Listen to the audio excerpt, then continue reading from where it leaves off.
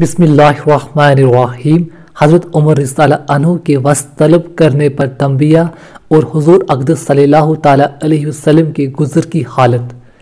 بیویوں کے بعض زیادتیوں پر ایک مرتبہ حضور اقدس صلی اللہ تعالیٰ علیہ وسلم نے قسم کھا لی تھی کہ 1 مہینے تک ان کے پاس نہ جاؤں گا تاکہ ان کو تنبیہ ہو، اور علیحدہ اوپر ایک حجرے میں قیام فرمایا تھا۔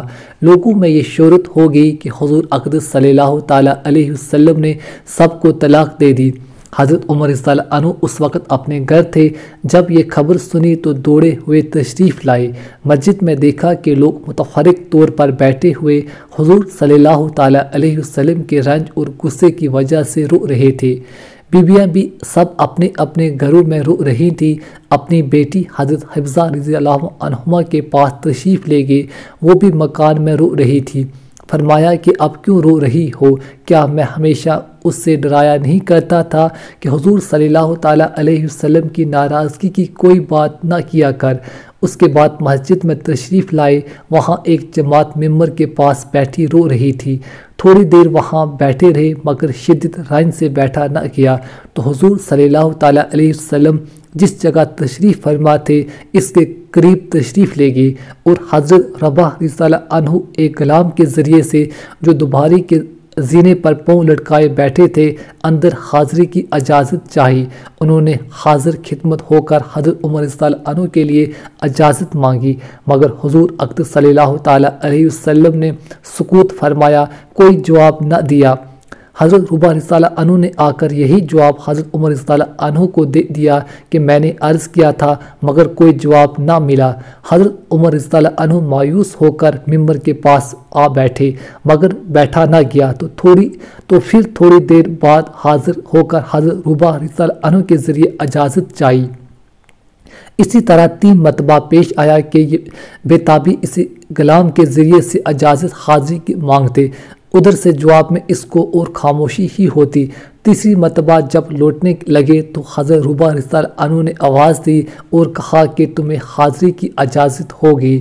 حضرت عمر رضی اللہ عنہ حاضر خدمت ہوئے تو دیکھا کہ حضور اقدس صلی اللہ تعالیٰ علیہ وسلم ایک بوریے پر لیٹے ہوئے ہیں جس پر کوئی چیز بچھی ہوئی نہیں ہے۔ اس کی وجہ سے جسم عطر پر بوریے کے نشانات بھی ابھر آئے ہیں۔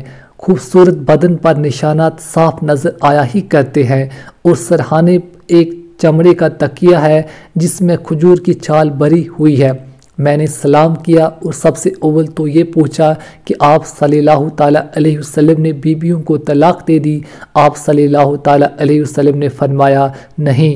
اس کے بعد میں نے دل بستی کے طور پر حضور اقدس صلی اللہ تعالیٰ علیہ وسلم سے عرض کیا، یا رسول اللہ صلی اللہ تعالیٰ علیہ وسلم، ہم قریشی لوگ عورتوں پر غالب رہتے تھے، مگر جب مدینہ آئے تو دیکھا کہ انصار کی عورتیں مردوں پر غالب ہیں۔ ان کو دیکھ کر قریش کی عورتیں بھی اس سے متاثر ہو گئیں۔ اس کے بعد میں نے ایک بات اور کی جس سے نبی کریم صلی اللہ تعالیٰ علیہ وسلم کے چہرے انوار پر تبسم کے آثار ظاہر ہوئے۔ میں نے دیکھا کہ گھر کا کل سامان یہ تھا: 3 چمڑے بغیر پاکات دیے ہوئے اور ایک مٹھی جو ایک کونے میں پڑی ہوئی تھی۔ میں نے ادھر ادھر نظر دوڑا کر دیکھا تو اس کے سوا کچھ نہ ملا۔ میں دیکھ کر رو دیا۔ حضور اقدس صلی اللہ تعالیٰ علیہ وسلم نے فرمایا کہ کیوں رو رہے ہو؟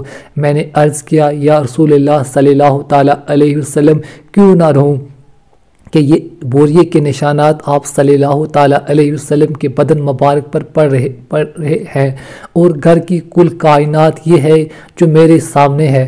پھر میں نے عرض کیا، یا رسول اللہ صلی اللہ تعالیٰ علیہ وسلم، دعا کیجئے کہ آپ صلی اللہ تعالیٰ علیہ وسلم کی امت پر بھی وسعت ہو، اور روم و فارس بے دین ہونے کے باوجود کہ اللہ کی عبادت نہیں کرتے، ان پر تو یہ وسعت اور کثیر و کثرت تو باقوں اور نہروں کے درمیان ہو، اور آپ صلی اللہ تعالیٰ علیہ وسلم اللہ کے رسول اور اس کے خاص بندے ہو کر یہ حالت۔ نبی کریم صلی اللہ تعالیٰ علیہ وسلم تکیہ لگائے ہوئے لیٹے تھے۔ حضرت عمر رضی اللہ عنہ کی یہ بات سن کر بیٹھ گئے اور فرمایا کہ اے عمر رضی اللہ عنہ، کیا اب تک اس بات کے اندر شک میں پڑے ہوئے ہو، سنو آخرت کی وسعت دنیا کی وسعت سے بہت بہتر ہے۔ ان کفار کو طبیعت اور اچھی چیزیں دنیا میں مل گئیں اور ہمارے لیے آخرت میں ہے۔ حضرت عمر رضی اللہ عنہ نے عرض کیا، یا رسول اللہ صلی اللہ تعالیٰ علیہ وسلم، میرے لیے استغفار فرمائیے کہ واقعی میں نے غلطی کی۔ یہ دین و دنیا کے بادشاہ اور اللہ کے لاڈلے رسول صلی اللہ تعالیٰ علیہ وسلم کا طرز عمل ہے کہ بوریے پر کوئی چیز بچھی ہوئی نہیں ہے، نشانات بدن پر پڑے ہوئے ہیں۔ گھر کے ساز و سامان کا حال بھی معلوم ہو گیا۔ اس پر ایک شخص نے دوا کی درخواست کی تو تنبیہ فرمائی۔ حضرت عائشہ رضی اللہ عنہ سے کسی نے پوچھا تھا کہ آپ صلی اللہ تعالیٰ علیہ وسلم کے گھر میں حضور صلی اللہ تعالیٰ علیہ وسلم کا بستر کیا تھا؟ فرمایا کہ ایک چمڑے کا تھا جس میں کھجور کی چھال بھری ہوئی تھی۔ حضرت حفصہ رضی اللہ عنہما سے بھی کسی نے پوچھا کہ آپ صلی اللہ تعالیٰ علیہ وسلم کے گھر میں حضور صلی اللہ تعالیٰ علیہ وسلم کا بستر کیسا تھا؟ فرمایا کہ ایک ٹاٹ تھا جس کو دوہرا کر کے حضور صلی اللہ تعالیٰ علیہ وسلم کے نیچے بچھا دیتی تھی۔ ایک روز مجھے خیال ہوا کہ اگر اس کو چوڑا کر کے بچھا دوں تو زیادہ نرم ہو جائے، چنانچہ ہم نے بچھا دیا۔ حضور صلی اللہ تعالیٰ علیہ وسلم نے صبح کو فرمایا کہ رات کیا بچھا دیا تھا؟ ہم نے عرض کر دیا کہ وہی ٹاٹ تھا، اس کو چوڑا کر دیا تھا۔ فرمایا اس کو ویسا ہی کر دو جیسے پہلے تھا، اس کی نرمی رات کو اٹھنے میں منع بناتی ہے۔ اب ہم لوگ اپنے نرم اور روح دار گدوں پر بھی نگاہ ڈالیں کہ اللہ نے کس قدر وسط فرما رکھی ہے، اور پھر بھی بجائے شکر کے ہر وقت تنگی کی شکایت ہی زبان پر رہتی ہے۔